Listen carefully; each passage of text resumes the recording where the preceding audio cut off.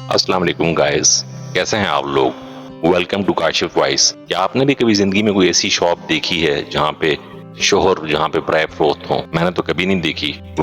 हमारी कहानी का उन्वान भी है हस्बैंड फॉर सेल, शोहर प्राय फरोख्त। चलें देखते हैं ये किस किस्म की स्टोरी है। मेरे साथ जुड़े रहें, चलें स्टार्ट करते हैं। बाजार में एक नई दुकान खुली जहाँ शोहर फरोख्त किए जाते थे। इस दुकान के खुलते ही लड़कियों और औरतों का हजूम बाजार की तरफ चल पड़ा। डेफिनेटली वो तो होना ही था। सभी खवातीन दुकान में दाखिल होने के लिए बेचैन थी। दुकान के दाखिले पर एक बोर्ड रखा था जिस पर लिखा था, इस दुकान में कोई भी औरत या लड़की सिर्फ एक वक्त ही दाखिल हो सकती है। इंस्ट्रक्शंस लगे हुए थे भाई।